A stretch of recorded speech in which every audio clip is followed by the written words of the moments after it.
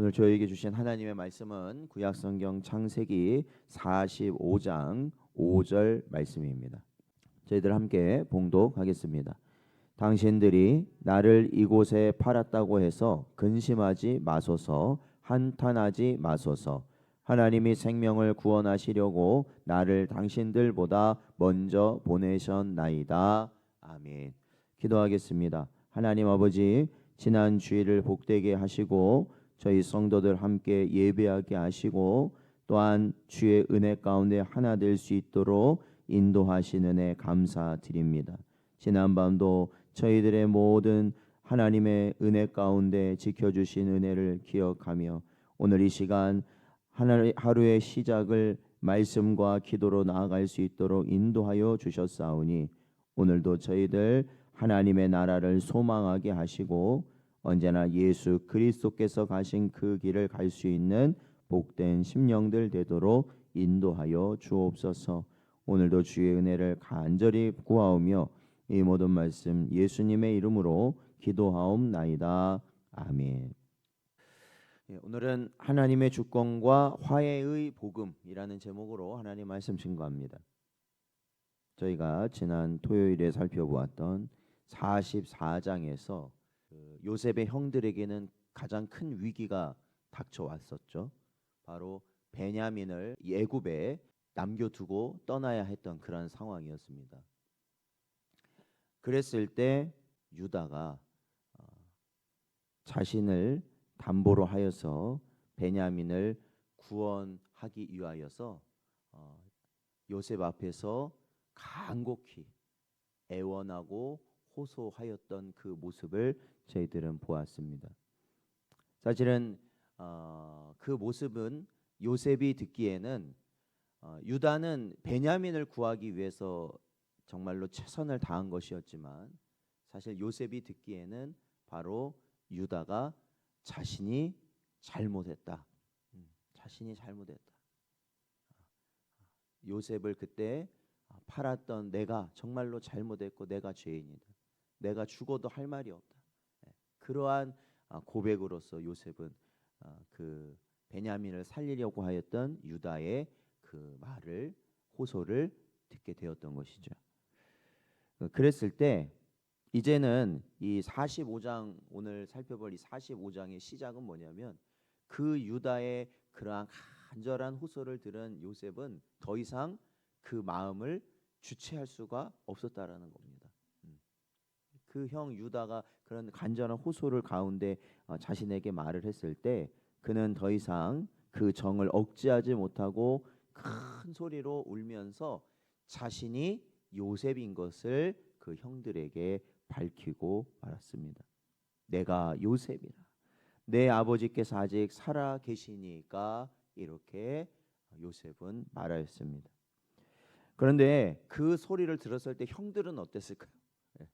요셉은 정말로 너무나도 기쁘고 너무나도 반갑고 그런 마음에서 말했지만 형들 입장에서는 아마도 경악스럽고 공포의 순간에 사로잡혔던 바로 그 상황이었을 겁니다. 왜냐하면 지금까지 이제 애굽에 이게 식량을 구하러 오면서 여러 가지 어려움이 있을 때마다 뭘 생각했었냐면 와 우리가 과거에 요셉을 팔아는 게 그 죄를 자꾸 떠올리게 만들었었거든요. 그 상황들이 그때 우리가 잘못해서 이렇게 하나님이 우리에게 벌을 내리시는 거야. 이렇게 생각하고 있었는데 그게 진짜 현실로 다가왔다라는 거예요. 현실. 꿈에도 생각하지 못한 현실이 되고 말았다라는 겁니다. 그런데 요셉의 입에서 나온 말은 복수가 아니라 놀라운 섭리적 해석이었다라는 것이죠. 요셉은 자신의 고난을 형들의 악행이라고 보는 것이 아니라, 그러니까 눈에 보이는 건 형들의 악행이 맞죠.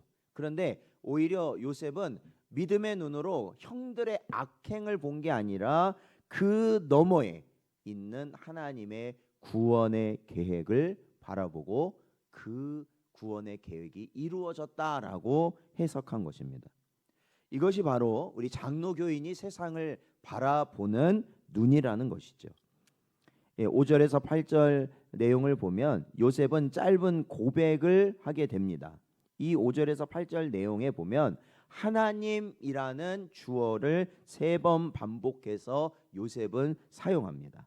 5절에 보면 하나님이 생명을 구원하시려고, 또한 7절에 보면 하나님이 큰 구원으로 당신들을 보전하시려고, 또한 8절에 보면 나를 이리로 보낸 이는 당신들이 아니요 하나님이시라. 이렇게 3번 하나님이 모든 것을 하셨다라고 요셉은 고백합니다. 이것이 바로 장로교 신앙의 핵심인 하나님의 절대 주권이라는 것입니다. 인간의 악행조차 하나님의 거대한 선을 이루는 도구가 되는 줄로 믿습니다. 우리가 그러니까 어떠한 일을 겪든지 그것이 소위 억울한 일이고 악한 일을 우리가 겪게 된다 할지라도 사실은 그 모든 것이 합력하여 하나님이 이루시고자 하는 구원을 향하고 있다라는 것을 우리가 믿음의 눈으로 보는 것이 바로 우리 장로교인의 신앙이고 성경에서 말하는 참된 믿음의 사람의 모습이라는 것입니다. 로마서 8장 28절 말씀이 바로 그거잖아요. 우리가 알거니와 하나님을 사랑하는 자 곧 그의 뜻대로 부르심을 입은 자들에게는 모든 것이 합력하여 선을 이루느니라. 믿으십니까? 모든 것이 합력한대요. 그러니까 우리가 그 모든 것을 믿음으로 보았을 때 원망과 불평이 앞설 순간이 있겠습니까? 그죠? 나라의 어려움, 아니면 우리 가정의 어려움, 또한 내 개인적인 어려움, 그 모든 어려움이라고 느껴지는 것들이 사실은 하나님의 섭리 안에 나에게 주어진 것이고, 그렇다면 이것은 결국 우리를 어디로 인도하는 것이라는 거예요? 구원으로 인도하는 것이라면 우리가 이 일을 겪으면서 원망과 불평과 누군가를 미워하는 마음을 가질 것이 아니라 사실은 하나님의 그 크신 손을, 그 뜻을 바라볼 수 있는 것이 믿음의 눈으로 보는 것이다 라는 것이죠. 그게 중요하다. 그게 핵심이라는 거예요. 그렇기 때문에 사도 바울이 방금 말한 모든 것이 합력하여 선을 이루는 것이다 라는 것을 지금 요셉의 입을 통해서 동일하게 선포하게 하신 것이라는 겁니다. 9절에서 13절 보니까요, 요셉은요 불안에 떨고 있는 형들을 안심시킬 뿐만 아니라 이제 하나님께서 바로를 통해서 꾸게 하신 꿈이 지금 이루어지고 있다라는 것을 설명을 해줍니다. 그러니까 뭐냐면 이제 풍년 7년은 지났고 지금 흉년 기간이거든요. 흉년 기간, 대흉년. 그러니까 정말로 먹을 것이 없어서 생명이 위태로운 그러한 흉년의 기간인데 앞으로도 5년이나 남았다라는 겁니다. 그래서 장차 다가올 5년의 흉년을 대비하여서 이제는 어떻게 하라는 거예요? 식량을 사서 갈 것이 아니라 어떻게 하라는 거예요? 그냥 온 식구를 애굽으로 데리고 오도록 한다라는 것이죠. 초청하였다라는 거예요. 요셉은 형들의 과거를 묻지 않고 오히려 그들의 생존과 미래를 책임지겠다고 약속하였어요. 여러분, 그러니까 과거를 물으면 돼요, 안 돼? 과거를 묻지 마세요. 과거를 왜 묻습니까? 과거를 물을 게 아니에요. 하나님도 우리의 과거를 묻습니까? 묻지 않습니까? 안 물어요. 근데 왜 자꾸 우리는 과거를 물어? 거의 뭐 30년 전까지도 가니 뭐 40년 전 과거를 다시 들춰내니 뭐 그게 되겠습니까? 과거를 묻지 마세요. 과거를 묻지 않는 게 바로 우리 성도들의 모습이에요. 우리 다 죄인이에요. 우리는 다 죄인이야. 누가 나보다 더 죄인이고 덜 죄인 없어요. 우리는 다 죄인이라는 겁니다. 사랑하는 성도 여러분, 이러한 요셉의 모습은 우리를 향한 예수 그리스도의 은혜를 분명하게 보여주고 있습니다. 왜 그렇습니까? 우리는 주님을 배반하고 주님을 못 박은 자들이거든요. 우리는요. 그러나 주님은 오히려 우리를 정죄하지 아니하시고 도리어 당신의 나라로 초대하여 영원한 생명의 양식을 공급해 주시겠다고 우리에게 약속하신 줄로 믿습니다. 그렇죠? 우리는 주님을 죽였는데 오히려 주님은 우리에게 영원한 양식, 우리의 영혼을 책임지시겠다고 말씀해 주셨다라는 것이죠. 이사야서 53장 5절 말씀을 보면 그가 찔림은 우리의 허물 때문이요 그가 상함은 우리의 죄악 때문이라. 그가 징계를 받음으로 우리는 평화를 누리고 그가 채찍에 맞음으로 우리는 나음을 받았도다 말씀하고 있습니다. 그러니 우리는 누구만 바라보고 살 수밖에 없어요? 예수님 바라보고 살 수밖에 없는 줄로 믿습니다. 그게 바로 은혜이고 그것이 바로 복이라는 것이죠. 14절에서 15절 보니까 요셉은 베냐민을 목 놓아 안고 울었고 형들과 입을 맞추며 또 웁니다. 비로소 형들은 요셉과 대화하기 시작합니다. 요셉이 우리를 죽이려고 한 것이 아니구나. 정말로 하나님께서 이 모든 걸 하셨다고 고백하는 가운데 바로 모든 형제들이 한 마음 한 뜻이 되어서 서로 하나가 되었어요. 22년 동안 그들 사이에 가로막았던 죄의 장벽, 두려움의 담장이 허물어지는 순간이었다는 겁니다. 참된 화해라는 것은 하나님의 섭리를 깨달은 자의 용서에서 시작된다는 겁니다. 그렇죠? 갈등이 일어나고 다툼이 일어나고 서로가 분리되는 이러한 가운데서요, 그 모든 관계를 회복시키고 다툼이라는 모든 것을 사라지게 할 수 있는 유일한 존재, 그 존재가 누구냐?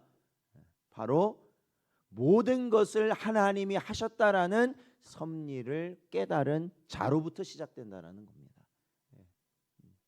그러니까 이 나라의 갈등과 이 나라의 분열과 이 나라의 어려움을 보십시오. 그 모든 것이 서로가 맞다고 주장하는 그 가운데 하나님의 섭리라고 주장하지 않기 때문에 봉합되지 않는다라는 거예요. 그렇다면 우리 성도들이 비록 적은 무리라 할지라도 우리가 교회 안에서 또한 가정 안에서 또한 우리의 모든 삶의 영역 가운데서 하나님의 섭리라는 것을 인정하는 여러분이 되어서 이 땅에 하나님의 화평을 이루는 여러분 되시기를 주의 이름으로 축원드립니다. 이 하나님의 섭리를 믿는 자들이 가잖아요. 그러면 그곳에 평화가 임하게 되어 있다라는 거예요. 왜? 모든 걸 용납하거든요. 모든 걸 받아주거든요. 바로 그것이야말로 우리가 참된 용서를 우리가 감당할 수 있는 이유가 된다라는 것이죠. 에베소서 4장 32절 말씀을 보면 서로 친절하게 하며 불쌍히 여기며 서로 용서하기를 하나님이 그리스도 안에서 너희를 용서하심과 같이 하라 말씀하셨어요. 우리가 하나님으로부터 그러한 어떻게 보면 정말로 말로 할 수 없는 그러한 용서를 받은 자로서 바로 우리도 그 용서의 길을 가는 것이 합당한 줄로 믿습니다. 이 권면의 말씀이 바로 오늘 이 요셉과 형제들의 눈물의 현장 속에서 성취되었다라는 겁니다. 사랑하는 성도 여러분, 오늘 본문은 우리에게 해석의 능력을 가르쳐 줍니다. 모든 상황, 우리에게 벌어지는 모든 상황을 어떻게 우리는 이해할 것인가라는 것을 보여주고 있다라는 것입니다. 요셉은 자신을 팔아넘긴 형들의 손길 뒤에서 자신을 먼저 보내신 하나님의 손길을 믿음으로 바라보았습니다. 여러분, 우리가 우리의 상처에 집중하면, 우리의 억울함에 집중하면 우리는 원망과 불평이 나올 수밖에 없어요. 그렇잖아요.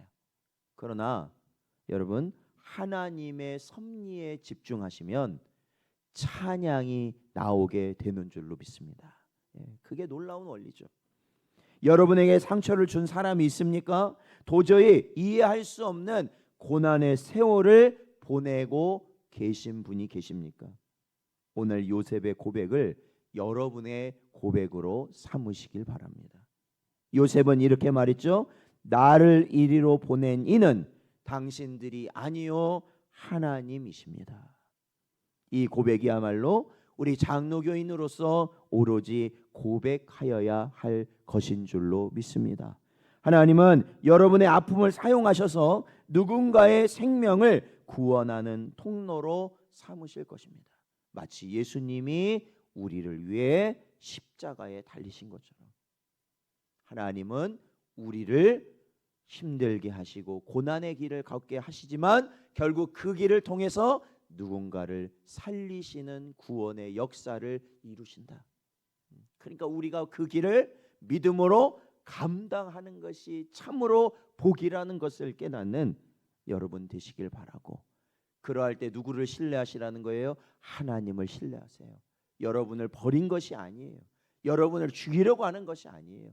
하나님의 구원의 뜻을 여러분을 통해서 이루신다라는 것을 여러분 온전히 신뢰하시고 오늘 하루도 주 안에서 용서와 화평의 길을 걷는 복된 여러분 되시기를 주의 이름으로 축원드립니다.